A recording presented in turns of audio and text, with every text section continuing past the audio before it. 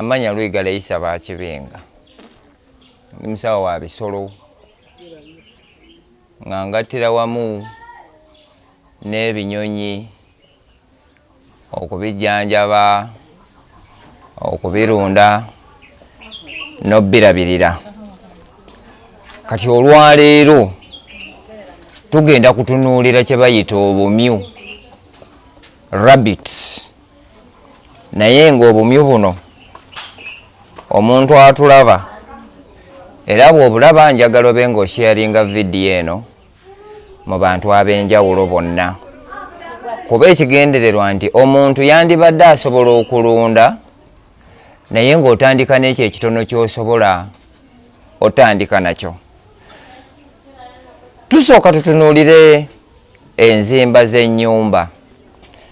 Enzimba z'ennyumba tuzimba ebika bingi. Osobola okuzimba ey'ettaka nga wansi toyina kyotaddemu. Osobola okuzimba ng'okozesezza cages. Osobola okuzimba ng'okozesezza ze tuyita deeka. Oba ng'eno kati wano we tuli osobola okulaba kiki gwe ky'owulira ky'osobola.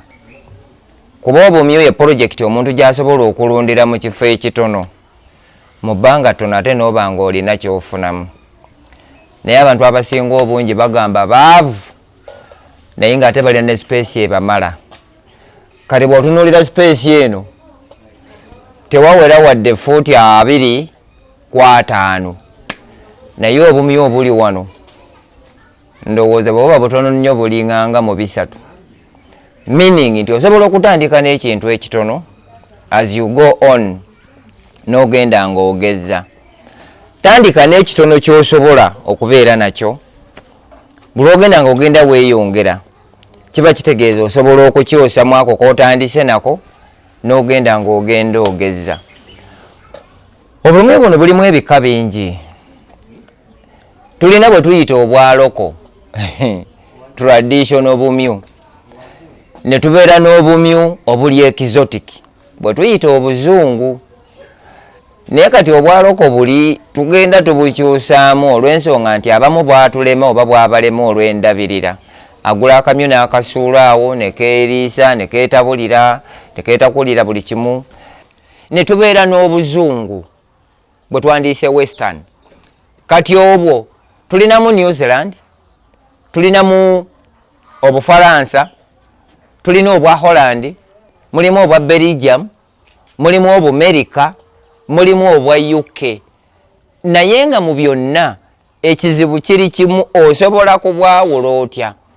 Kuba bw'ogamba New Zealand kafaanana katya, bw'ogamba Kinkira kansi ki, bw'ogamba California kansi ki, bwe tugamba Obufalansa bwa nsi ki, but the characteristics kw'obwawulira nfaanana yaabwo, kala yaabwo na nkula yaabwo.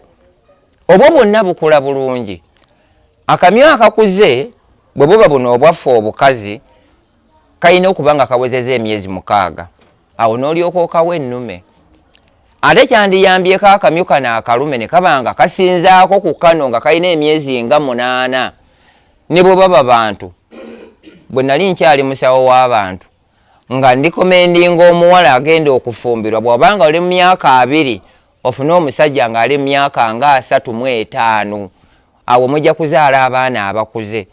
Naye obumyu buno abamu ekibubalemesa kamyu ka myezi 5 n'akawa akalume ka myezi 5, bw'obwana bugenda kufa bugenda batawaanya buba tebunnakula buyongobera ne mu nkoko bwe kiri. So kati obumyu buno bwetaaga nnyo okubanga at least akasajja kasinga ku kakazi. Ate bwe tuba tunaabuwa obulume tuyina okuba nti oddira akakazi k'otwala omuli ennume, oba n'oddira ennume n'omutwala omuli akakazi. There ojja kuba okikoze. Toddira akakazi kamu oba obulume 2 n'obuteeka mu kaddeeka kamu, bujja kwetta. Nedda, kyandibadde kiyamba buba bukazi at least busobola okubeera bwokka. Naye obulume buno bwa mpingu bulina ebbuba businga n'abantu. Kati ate mu bumyu bwe tuba tunaakola seeti kyetaaga obumyu 5 obukazi ate akalume ne kaba kamu. Awo obusingako kufa abasiraamu. Fe abasiraamu tuba n'abakazi 4 naye ate bwo obumyu buba na 5. Awo tewaliiwo buba ate tebulwana. Kati buli kamu bukaba kasobola okuzaala obwana ekitone ennyo 6 times obukazi 5 bwe bumyu 30 mu luzaala lumu. Kati bwe bukulira emyezi 6 mwaga 3 ne bubaamu n'obukazi 20 nabo buli kamu ne katuzaalirayo obwana 5 oba 6 times 20 tujja kuba na 120. Tunagenda okwetooloola kano kamaama okuzaala omulundi ogusembayo mu mwaka ogw'omukaaga nga to be honest tulina obumyu obusukka mu 5. Awo tulyoka tunoonya akatale nga tumanyi nti bwe tuba twagala genda mu Serena tulina bwe tusobola okutunda. Nze abamu mumbuuza mbu obumyu buliwa? Kati nze mumbuuza akatale k'obumyu nga n'ababujjanjaba sibamanyi. Sisobola kunoonya kamyu oba sisobola kunoonya katale nga sinnamanya abantu b'entambula nabo babuliisa batya, bajjanjaba batya. Neewala nnyo okulwaza abantu betuwangaala nabo. Naye wano kyolaba wano gw'ojja kukola ekintu kimu ngamba nti njagalayo 10 nkiddamu. Akamyu akasookerwako akalayisi ka mitwalo 3 bwe buto ddala. Naye ate ffe wano twagala butandiikira ku mitwalo 5 akali mu myezi awo 3.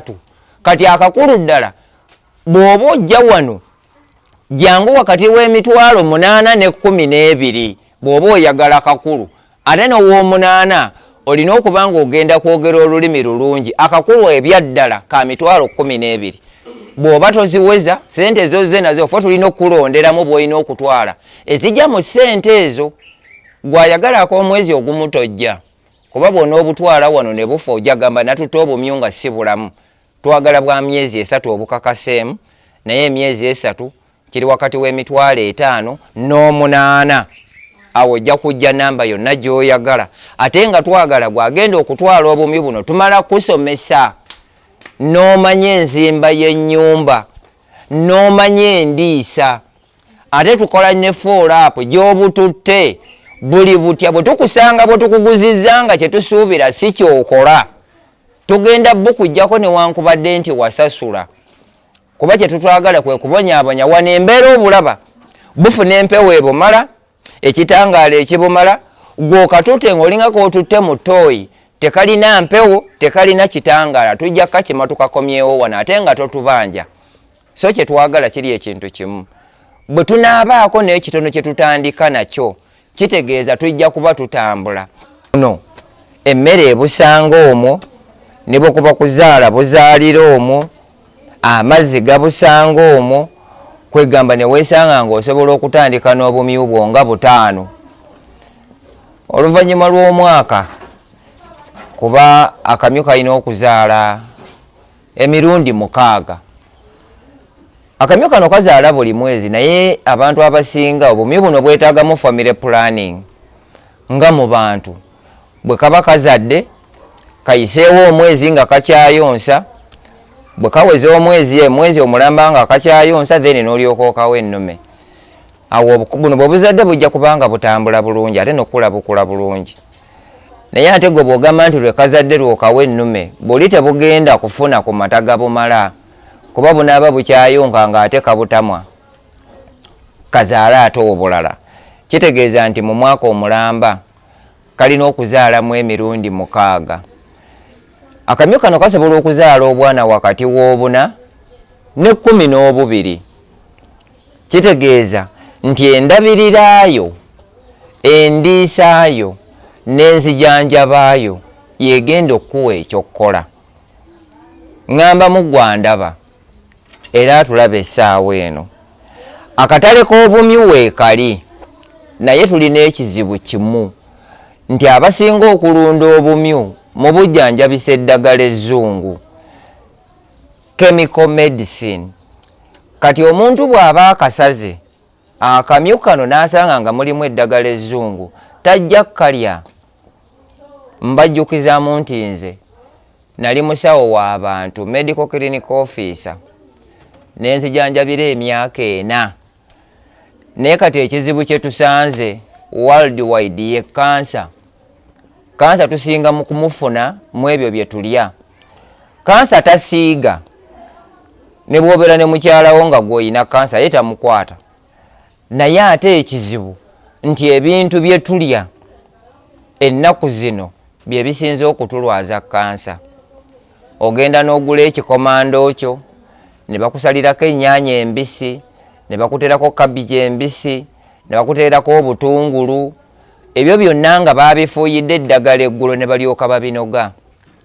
By the end of the day ojja kwesanga ng'odevelopinze kansa gw'otamanyi gy'avudde naye ng'ava ku bye tulya. So obumyu buno tobujjanjabisa ddagala eriri mu bimera oba eriva mu bimera, plant medicine.